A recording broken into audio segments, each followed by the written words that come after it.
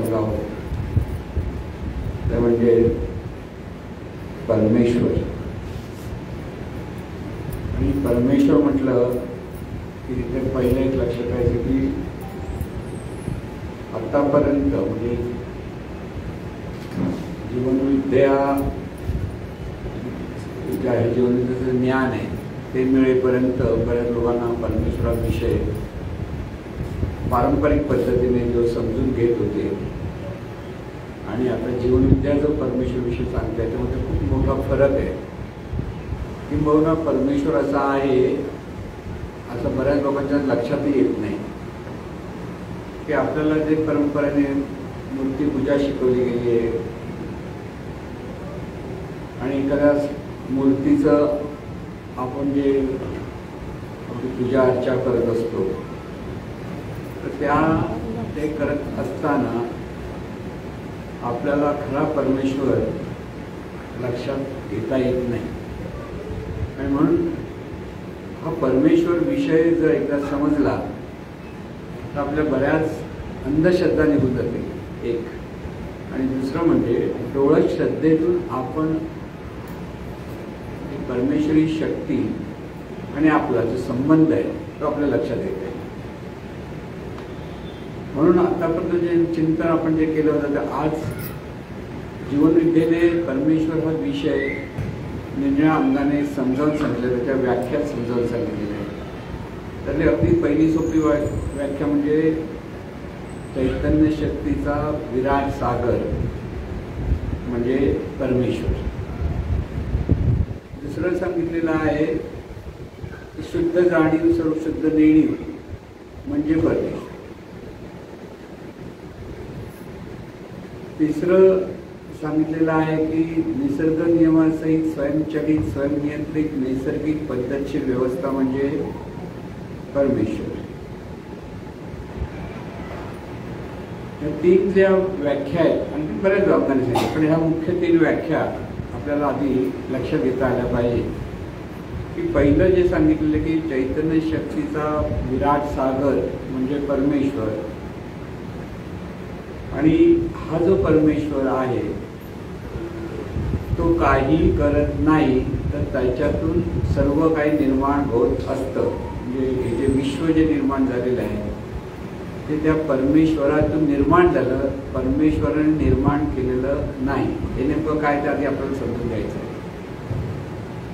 म्हणून अनंत स्वरूप असं जे आपण म्हणतो, अनंत म्हणजे सर्व अंगाने अनंत, जिथे कोणतीही गोष्टीला मर्यादा नाही ते अनंत. म्हणजे ही जी चैतन्य शक्ती आपण म्हणतो ही शक्ती अथांग सागरासारखी आहे.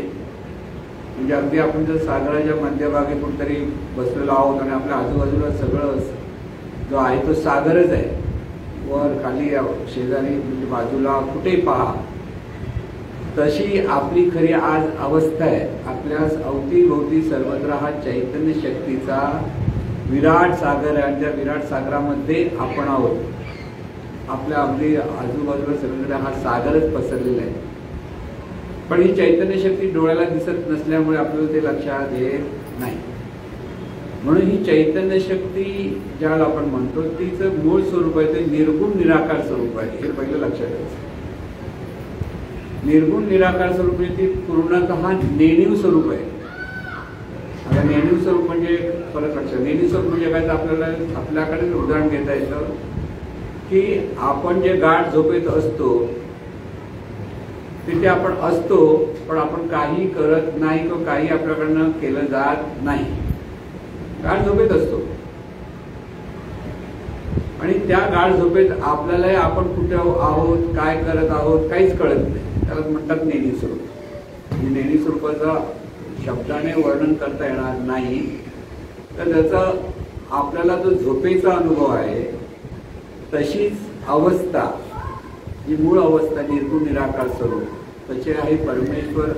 जो अथांग सागर आहे तो अगदी पूर्णतः नेणीव स्वरूप आहे. त्याला दिव्य नेणीव स्वरूप म्हणायला काही हरकत नाही. किती मुळात दिव्य नेणीव स्वरूप आहे.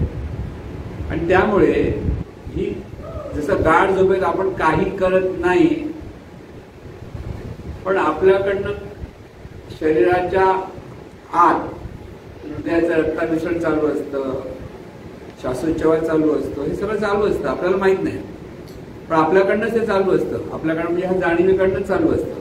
गाढ झोपेत आहे, नेहमी स्वरूपावर. आणि ही जी नेहमी स्वरूपावर तशीच अवस्था ही परमेश्वराची मूळ अवस्था आहे. त्यामुळे त्याचं वर्णन करता येत नाही. जसं गाढ झोपेचं वर्णन कसं आहे सांगता येत नाही, करता येत नाही, तसंच परमेश्वराचं जे मूळ स्वरूप आहे त्या मूळ स्वरूपाचं वर्णन कोणत्याही अंगाने करता येणार नाही. कारण त्या अवस्थेचं वर्णन करण्यासारखी आता झोपेशिवाय दुसरी अवस्थाच नाहीये, दुसरी कोणती वस्तू नाहीये की परमेश्वर असा आहे सांगता येतं. पण इथे एवढंच सांगता येतं की जसं समुद्र अथांग आहे तसं आपल्या अवतीभोवती ह्या सर्व ब्रह्मांडाला व्यापून असलेली शक्ती तीच परमेश्वरी शक्ती, एवढंच समजून घेता आलं. त्याला म्हणतात निर्गुण निराकार स्वरूपाचं जे मूळ म्हणजे किंवा मूळ स्वरूपाचं आपल्याला हा परमेश्वर असा हे समजून घेता आलं पाहिजे. म्हणजे इथे समजण्यासारखं काय ते आता अनंत स्वरूप आहे, नेणीव स्वरूप आहे. आणि ह्याच नेणीव स्वरूपामध्ये जी जाण घेतली गेली असणेपणाची त्याला सगुण निराकार स्वरूप म्हणतात. म्हणजे तिथे परमेश्वराची जी दुसरी अवस्था आहे सगुण निराकार, तशी जशी आपण गाढ झोपेत असतो आणि जराशी जाग येते, पूर्णतः जाग नाही, जराशी जाग, जागे झालो आपल्याला जे कळतं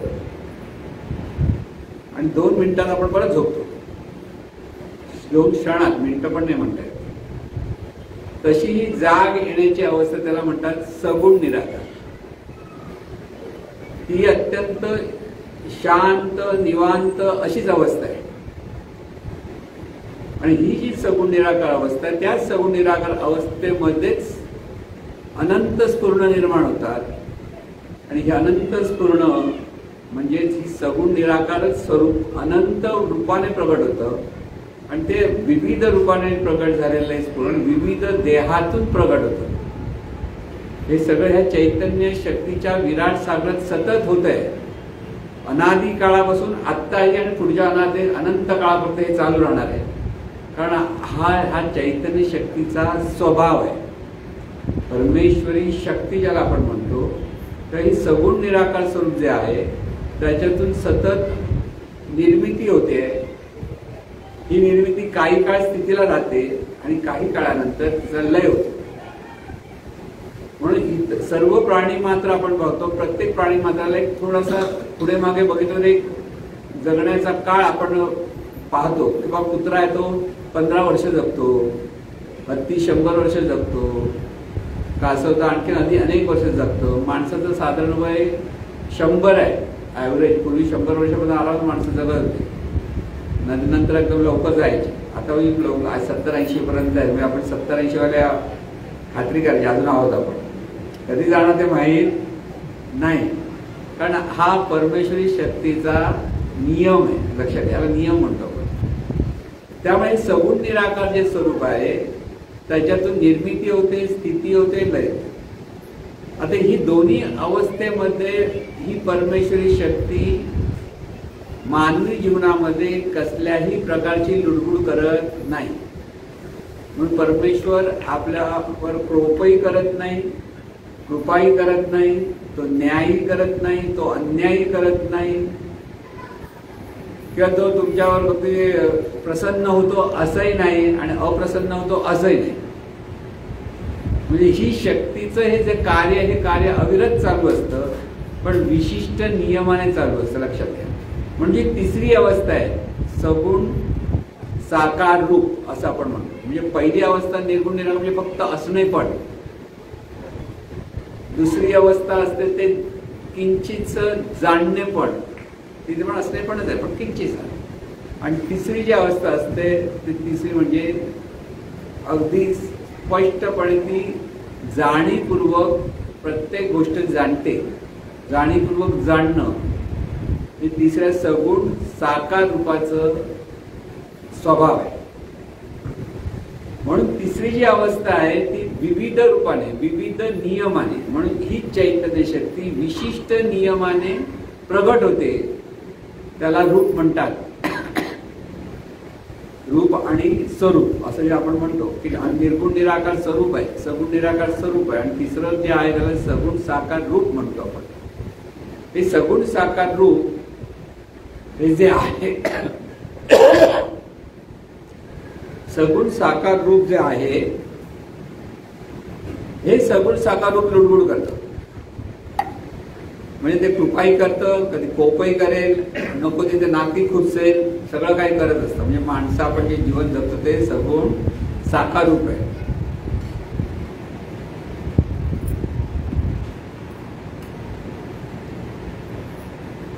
आता हे सगुण साकार रूपाला विशिष्ट नियमाने ते कार्य करतं. म्हणजे मानवी देह हा विशिष्ट नियमाने जन्माला येतो, काही काळ स्थितीला राहतो आणि काही काळानंतर त्या शरीराचा लय होतो. म्हणून ही जी अवस्था आहे ती अवस्था फार महत्वाची खरं सांगायचं. पहिल्या दोन अवस्था त्यांचं कार्य अगदी व्यवस्थित त्या नियमाने चालू असते, ते कसलंच गडबड नाही, काही नाही. मग आपण जेव्हा परमेश्वराची भक्ती करतो म्हणजे नेमकं काय करायचं हा प्रश्न तिथे येतो की जर तो कृपाही करत नाही, कोपही करत नाही, न्यायही करत नाही, अन्याय करत नाही, मग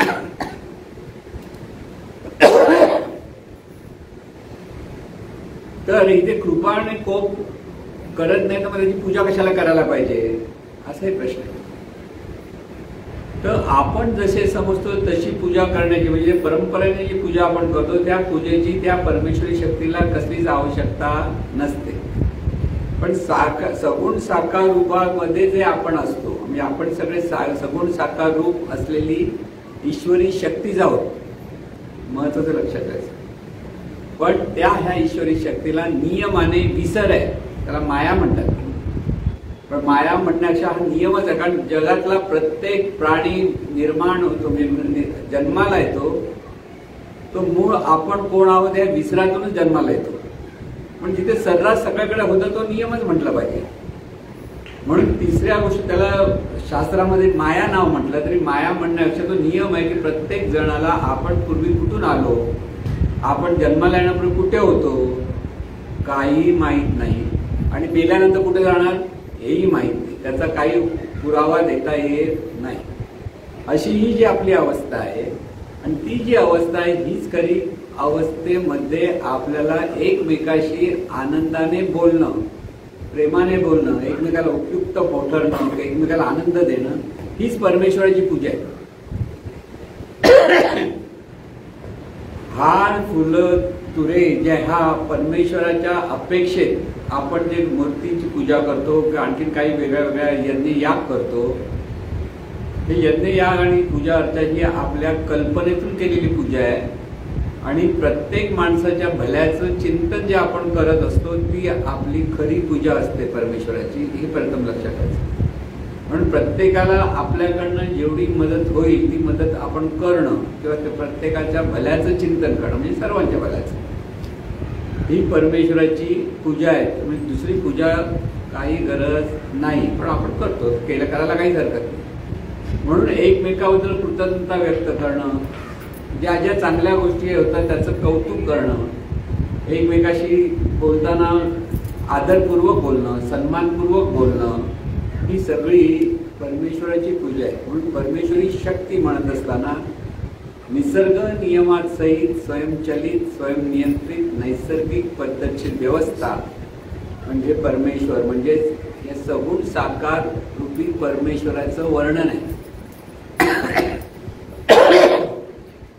सगुण साकार रूप म्हणजे कसं आहे बघा, आपण जे निर्माण होतो ते नियमाने निर्माण होतो, म्हणजे नियम आहे. आपला देह हा जो निर्माण होतो तिथे नियम आहेत, लक्षात ठेवा. प्रत्येक जो अवयव आहे आपला तो विशिष्ट नियमाने तिथे तयार होत असतो आणि त्याप्रमाणे संपूर्ण शरीर आपलं तयार झालेलं असतं.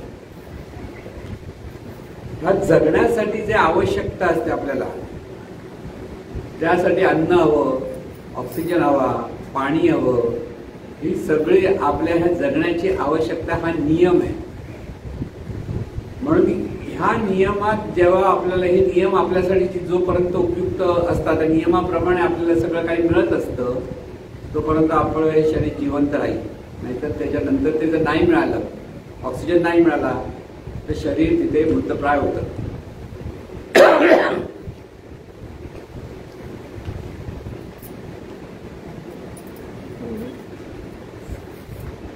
तर इथे निसर्ग नियमासहित म्हणजे ही जी आपण जे आहोत ते निसर्ग नियम आहेत. परत लक्षात घ्या, इथे नियमासहित स्वयंचलित स्वतः आपल्या ठिकाणी हे चाल सगळं चलनवलन आहे म्हणून स्वयंचलित स्वयं नियंत्रित नियंत्रण आहे. वाटेल तसं होतं नाही. रक्त मिश्रण होतं, रक्त मिश्रण म्हणजे रक्त निर्माण खूप होतं आणि आपली जशी पाणी टाकी ओव्हरफ्लो होते तसं रक्त का आपल्याकडे ओव्हरफ्लो होत नाही.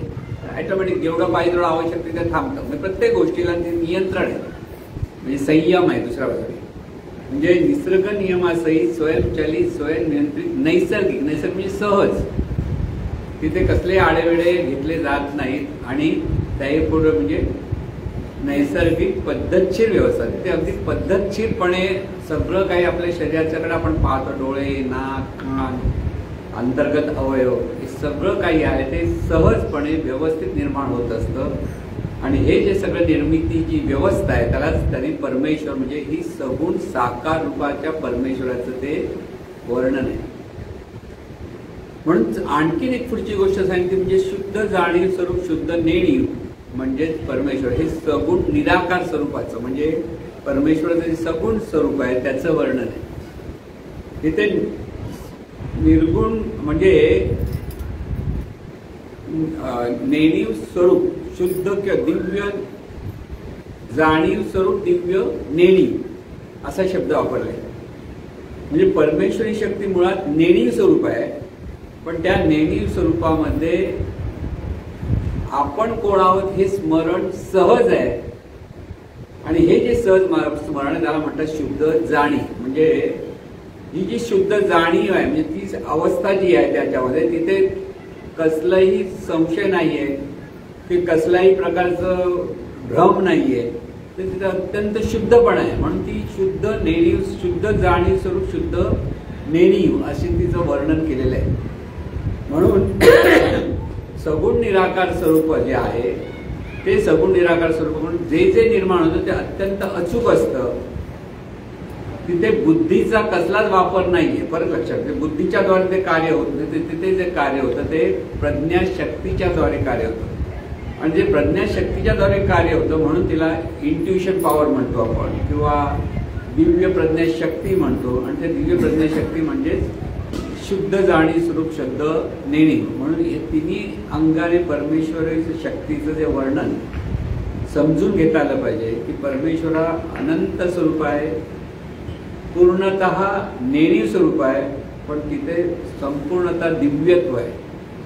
आता जी गोष्ट आपल्याला कळत नाही दिसत नाही ते दिव्यत्व कसं आहे ही आपल्याला समजत नाही पण त्या स्वरूपातून जे जे निर्माण होतं की मनुष्य देह निर्माण होणं की निर्णय पशु पक्ष्यांचा देह निर्माण होणं वनस्पती निर्णय पद्धतीने निर्माण होणं ही इतकी सुंदर अशी अचूक व्यवस्था जेव्हा आपण पाहतो त्यावेळेमुळे त्या नेणीव स्वरूपामध्ये दिव्यत्व आहे आणि ह्या दिव्यत्वाचं आपण स्मरण आपल्याला करता आलं पाहिजे.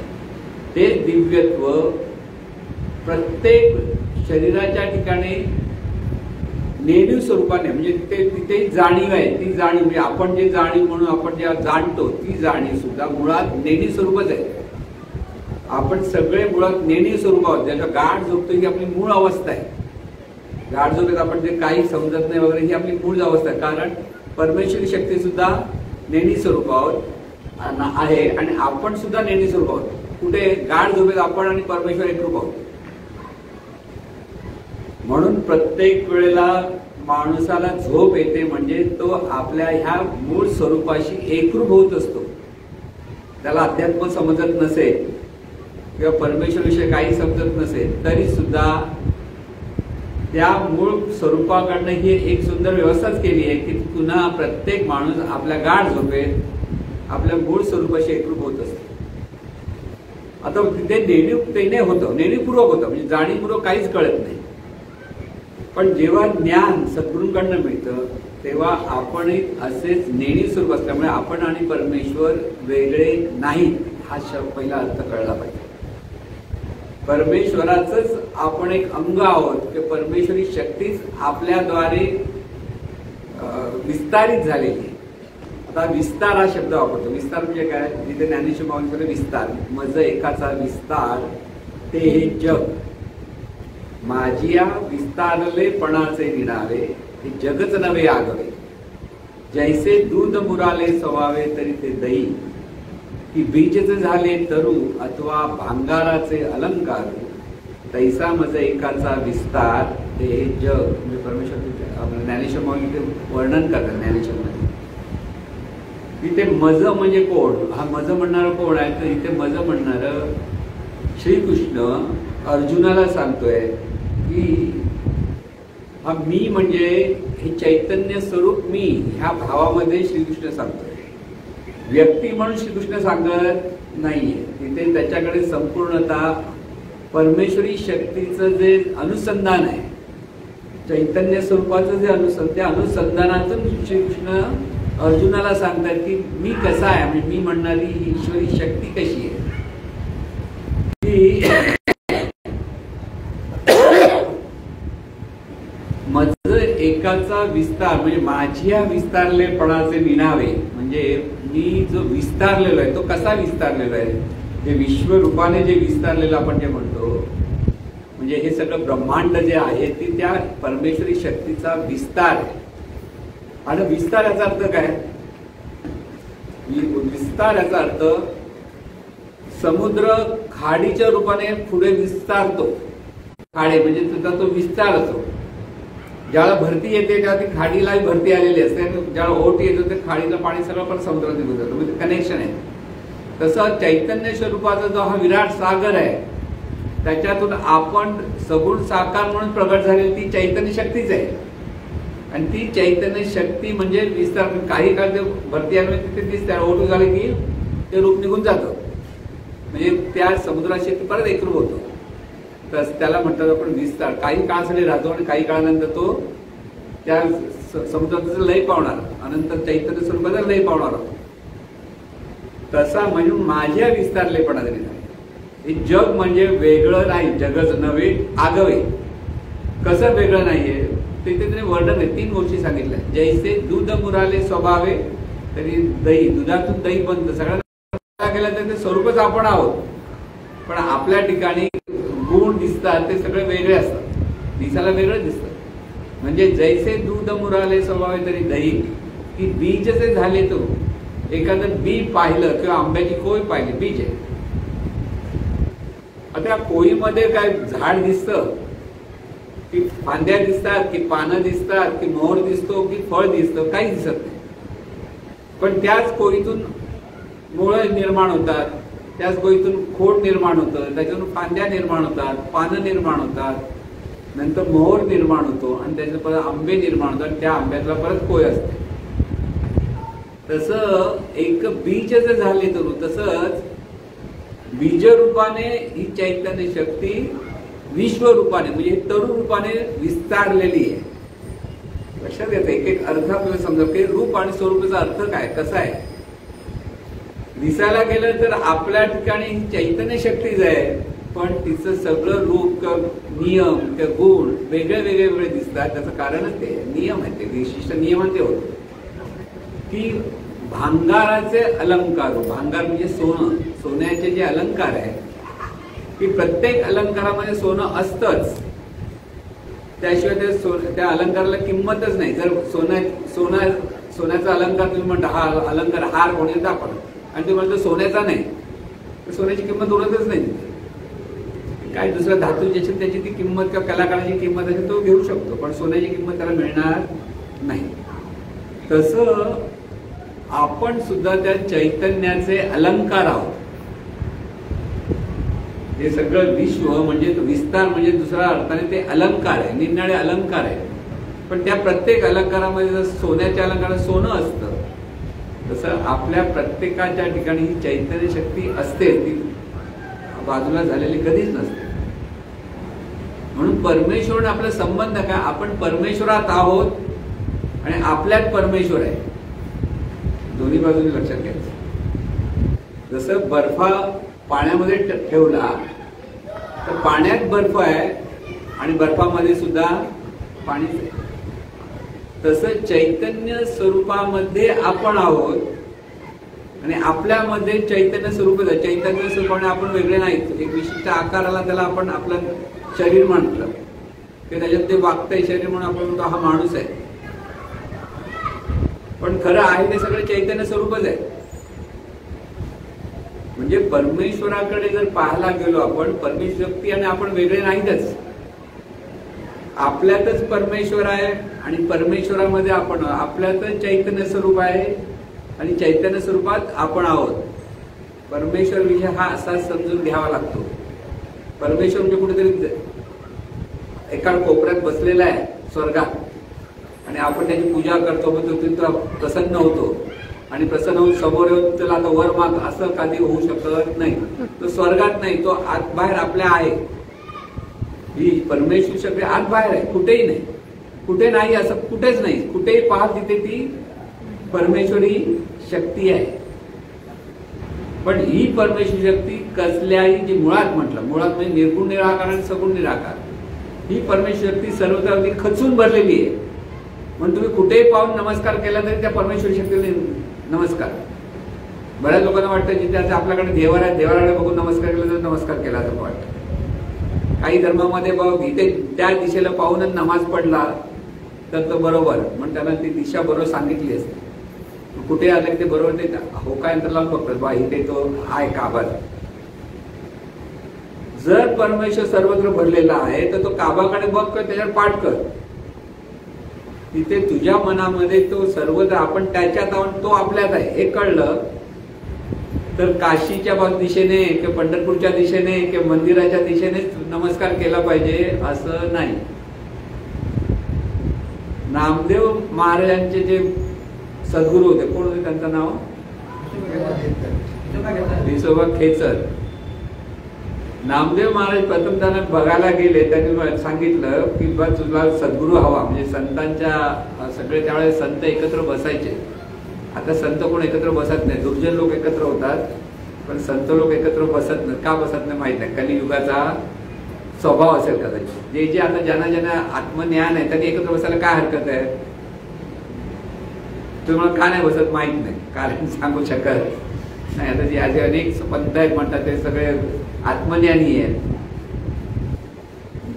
मग आत्मज्ञानी माणसांनी सगळ्यांनी एकत्र यायला हरकत नाही. पूर्वी जे बसायचे ज्ञानेश्वर माऊली, गोरा कुंभार, विसोबा खेचर त्यावेळेस नव्हते, पण ते आपल्याला गोष्टी रूपाने सांगताना पण सगळे संत, सावता माळी वगैरे सगळे संत एकत्र बसायचे. का तर तिथे एकमेकाचं जे ज्ञान आहे, जे जे चिंतन व्हायचं, त्या चिंतनानं अधिक अधिक परमेश्वराची भक्ती करावी ह्यासाठी असायचं. तर तिथे एकत्र बसले असताना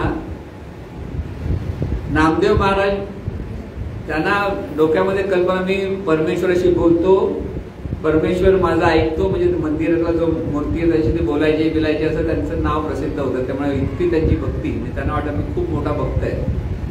तर त्यांना ते ज्ञान देण्यासाठी त्या संतांनी कोणतरी काढलं की बाबा ह्याच्या आपल्या सगळ्यांची मडकी कशी आहेत, पक्की आहेत की कच्ची आहेत बघा. म्हणून तो गोरा कुंभारला की गोरा कुंभार त्यावेळेला वयस्कर होते, सगळ्यांमध्ये सिनियर होते. तर त्यांनी सांगितलं तुम्हीच बघा कोणाचं मडकं कसं आहे.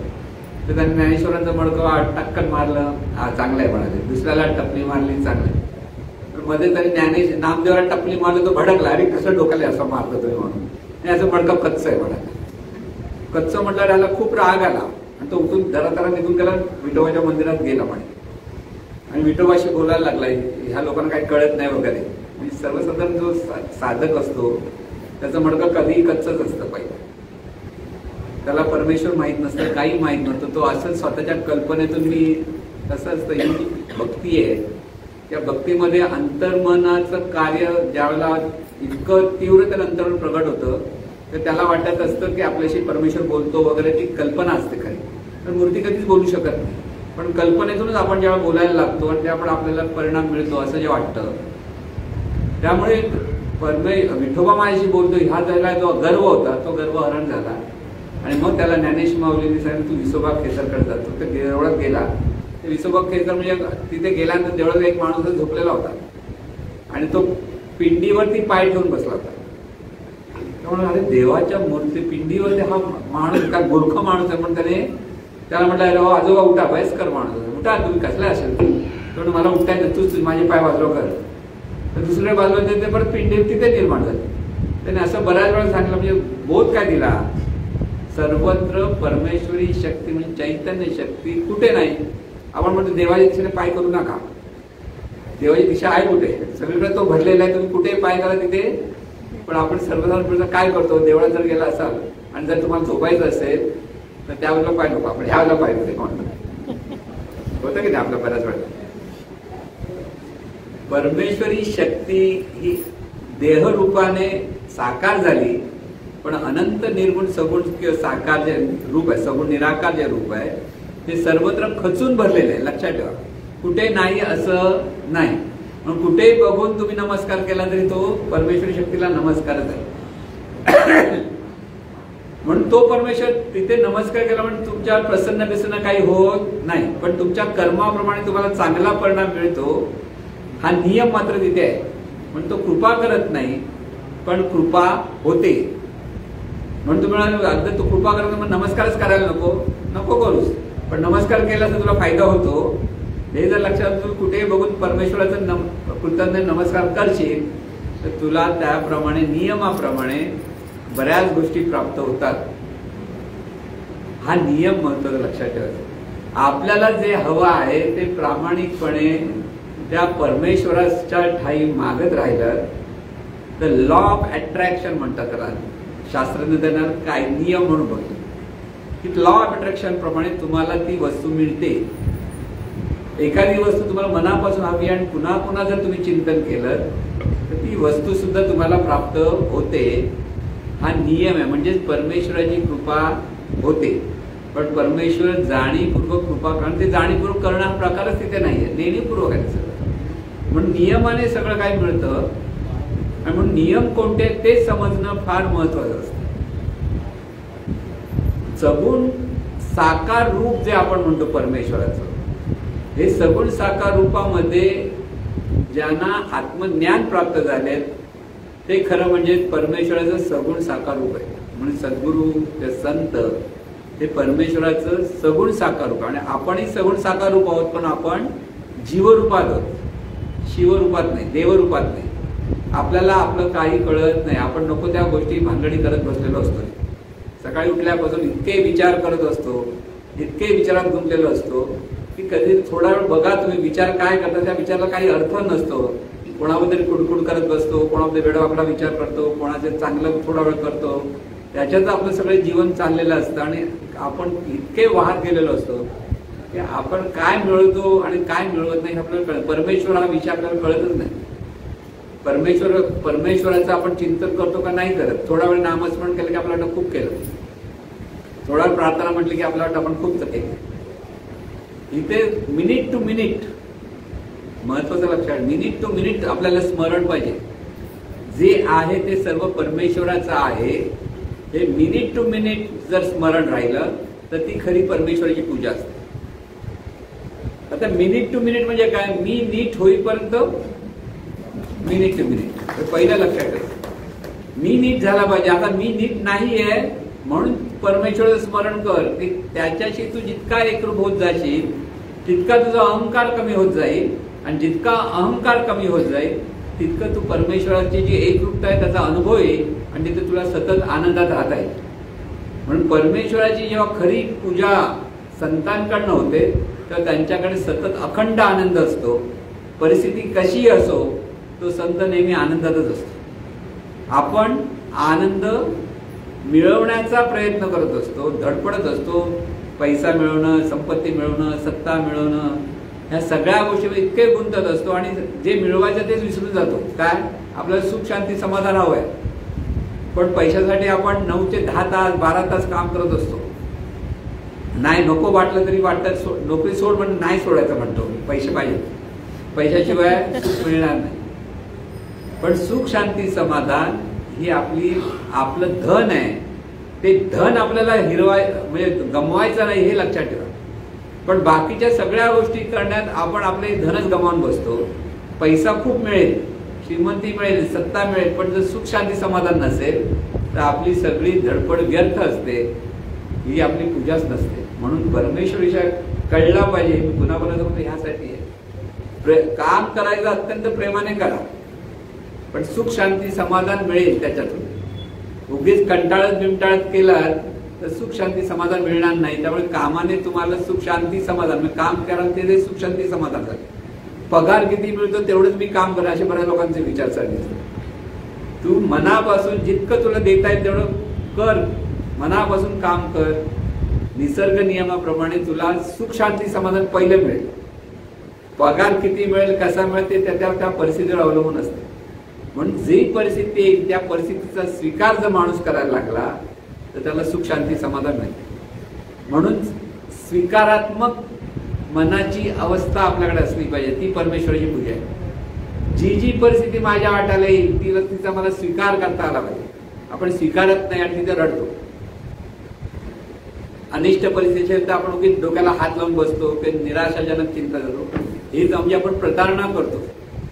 त्या परिस्थितीप्रमाणे आपल्याला गुंतायचं नाहीये. परिस्थिती येणार आणि जाणार हा नियम आहे. परत दृश्य जगत म्हणजे सगुण साकार रूप हे सतत परिवर्तनशील आहे, सतत परिवर्तन आहे. एखादी वाईट परिस्थिती असेल तर ती वाईट परिस्थिती जाईपर्यंत शांत बसा, रडत बसू नका. तिथे प्रयत्न करत राहा. उपाय जिथे अपाय तिथे उपाय मिळतच असतो. पण जो माणूस रडतो, खचतो किंवा तो अगदी वाईट मनस्थितीमध्ये जातो आणि त्यामुळे त्याच्या जीवनात दुःख निर्माण होतं. पण जी परिस्थितीचं तोंड जो देतो त्या ती परिस्थिती काही काळानंतर बदलणार हा नियम आहे. आणि नियमाप्रमाणे परत चांगली परिस्थिती आली, पण चांगल्या परिस्थितीत पण इतका गुंतू नकोस की ती परिस्थिती परत बदलेल त्यावेळेला तू रडत बसेल. परिस्थिती बदलणारी हे आपल्या मनाकडे पक्क ठरवा. आज चांगली परिस्थिती आहे, उद्या कदाचित आपल्या मनासारखं घडणार नाही, पण मला मात्र शांती सुख समाधान गमवायचं नाही. हे ज्याला कळतं तो खरा परमेश्वराचा भक्त. बाकी त्याच्या भक्ती दुसरी कोणतीही नाही. म्हणून परमेश्वर विषय जर आपल्याला चांगला कळला तर प्रत्येक क्षण आपण आनंदाने कसं राहायचं हे आपल्याला कळेल. आनंद, शांती, सुख, समाधान. आपण आपली सगळी समोरच्या परिस्थितीवर शांती सुख समाधान मिळवण्याचा प्रयत्न करतो. अमुक एक गोष्ट झाली की मी सुखी होईल, अमुक गोष्ट झाली की मला आनंद मिळेल, अमुक एक गोष्ट झाली मी दुःखी होईल. ह्या नकारात्मक विचारसरणीतून आपण आपल्या जीवनामधला आनंद गमावून बसतो आणि त्याच्यातून आपल्या जीवनात सतत दुःख येत असतं. म्हणून सुख आणि दुःख हे आपण कल्पनेतून निर्माण करतो. खरं सुख दुःख ते नसतंच. कल्पनेने आपण दुःखी होतो. मनासारख्या गोष्टी घडल्या नाहीत म्हणून दुःखी होत बसतो माणूस. कल्पना आहे. मनासारखं झालं की एकदम मोठा आनंदाने अगदी मोठा फुगून जातो, ती सुद्धा कल्पना आहे. प्रत्येक गोष्ट ही आनंदमय आहे, फक्त तिच्याशी आपल्याला संबंध कसा जोडायचा हे आपल्याला कळलं पाहिजे. तिथे खचूनही जायचं नाही किंवा चढूनही जायचं नाही. समत्वाने पाहता आलं पाहिजे. परिस्थिती प्रत्येक वेळेला बॅलन्स कशी करायची ती पाहता आलं पाहिजे. आणि जेव्हा आपल्याला ह्या सगळ्या गोष्टी व्यवस्थित लक्षात येतात ती खरी परमेश्वराची पूजा आहे. दुसरी परमेश्वराची भक्ती आपण परंपरेने करतो ती खरी भक्तीच नव्हे, ती आपली सगळी भातुकलीचा खेळ आहे. लहान मुलं जे भातुकलीचा खेळ खेळतात तो खेळ करतो आपण. सत्यनारायणाची पूजा करतो वर्षातून एकदा, करतो की नाही? महाराष्ट्रीयन लोक बरेच कुठून आली माहित नाही, पूर्वी नव्हती.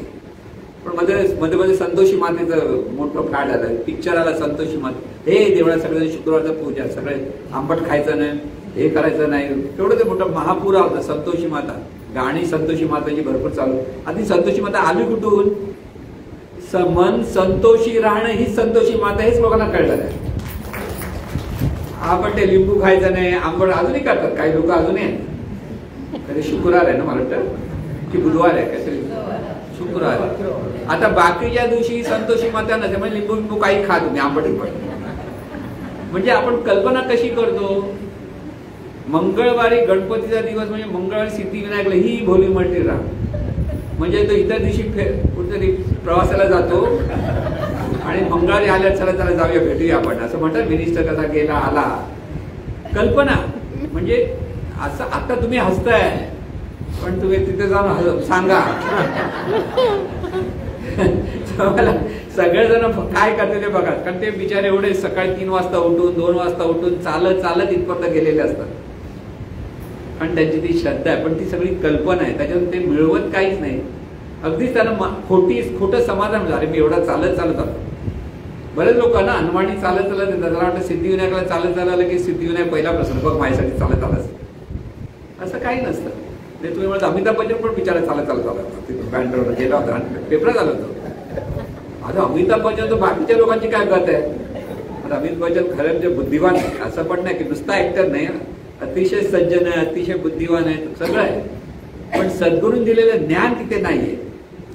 महत्वाचा मुद्दा आहे. सद्गुरूंचं महात्म्य इथे लक्षात ठेवा की जीवनाकडे पाहण्याचं जी दृष्टी पाहिजे, ज्ञानदृष्टी, ती माणूस किती विद्वान असेल पण त्यावेळेस जर सद्गुरू नसेल तर त्यावेळेस ती येऊ शकत नाही. खरा परमेश्वर कळणं हा फार कठीण वस्तू आहे. सर्व जगातल्या सर्व लोकांना खरा परमेश्वर कळत नाही. जिथे सद्गुरू तत्व आहे, जिथे सद्गुरूंचं सतत मार्गदर्शन आहे, खरे सद्गुरू परत खरे आणि खोटे आहेतच तिथे. कारण जग द्वंद्वात्मक आहे. तिथे खरा सद्गुरू तिथे खोटा सद्गुरू आहेच, खरा संत तिथे खोटा संत आहे. सगळीकडे सगळं तसंच आहे. पण आपल्याला त्याच्यातून मार्ग काढत काढत हे ज्ञान आपल्याला मिळवायचं असतं आणि त्या ज्ञानातून आपल्याला सुखी व्हायचं. म्हणून परमेश्वर विषय म्हणजे हे दिव्य ज्ञान आपल्याला कळलं पाहिजे की आपण म्हणतो ते सुद्धा परमेश्वराचंच अंग आहोत. तो परमेश्वरच आपल्या रूपाने प्रगट आहे. प्रत्येक मानवी देहाच्या रूपाने, प्रत्येक प्राणी मात्राच्या अंगाने, प्रत्येक वनस्पतीच्या अंगाने ते सगुण निराकार स्वरूप तिथे प्रगट आहे. आणि म्हणून तिथे प्रगट आहे, म्हणून तिथे आपल्याला प्रत्येकाशी कसा आपलेपणाचा संबंध जोडता आला पाहिजे हे आपल्याला लक्षात येत नाही. जोपर्यंत आपण प्रत्येकामध्ये भेद धरत असतो तोपर्यंत आपल्याला परमेश्वर कधीच कळलेला नाही हे लक्षात घ्या. जेव्हा आपल्याला प्रत्येक माणूस हा आपण एकच आहोत ते आपलेपणाचा असेल, आपल्याबद्दल आदर असेल एकमेकाबद्दल, तर आपल्याला परमेश्वर काहीतरी थोडासा कळतोय. म्हणून प्रत्येकाने स्वतःचं चिंतन, आत्मचिंतन करा, आत्मनिरीक्षण करा की मला सर्वांबद्दल आपलेपणा वाटतोय का. कुठे कोणाकडे बघितलं तर आपल्याला वाटतं का नाही हो इथेही परमेश्वर शक्ती आहे, इथेही परमेश्वर शक्ती आहे. वाटत नाही. का वाटत नाही मी सांगतो तुम्हाला. तुम्ही जर रिझर्वेशन करून गेला असाल आणि तुमच्या जागेवर कोणतरी येऊन बसलेला आहे, तो ईश्वर बाजूला जातो, आम्ही मेरा जग आहे म्हणतो ना आपण. तिथे थोडस प्रेमाने पण बोलावं, तुमचं तिकीट चुकलं असेल हे चुकलं बोलायला हरकत नाही ना. इथे आपला तळ पायच्या डोक्यापर्यंत कधी गेलेली असते की आमचं रिझर्वेशन तिकीट मध्ये दुसरा बसतो म्हणजे काय. म्हणजे जसे कुत्री मांजरी आपला कुत्रे कसे आपल्या लिमिटमध्ये आल्यावर भांडतो की नाही आपण, तीच अवस्था आपली असते. म्हणून आपल्याला ईश्वर कळणं फार कठीण होते. कारण ही शक्ती सर्वत्र कशी नांदते आहे हे सतत चिंतन आपल्याला असायला हवं. इतकं स्मरण असलं पाहिजे. म्हणजे देवाचं स्मरण म्हणजे फक्त देवा मी तुझा आहे तू माझा आहे असं करून स्मरण झालेलं नाही. आपण देवळासमोर जाऊन असे हात करतो आणि पुढे जातो. म्हणजे काय तू कोण मी आहे आपल्यालाच कळत की इथे परमेश्वर विषय कुठे कुठे परमेश्वर आहे. अरे परमेश्वर सर्वत्र आम्ही तू नम्रच होऊन बघितलं पाहिजे की अरे बाबा प्रत्येक ठिकाणी परमेश्वरी शक्ती नांदते आहे.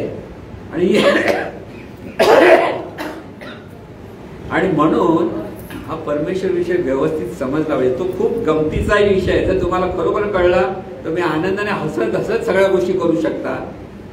पण जर आपलं जरासा पाय सरकला की आपण परमेश्वर बोलत नाही.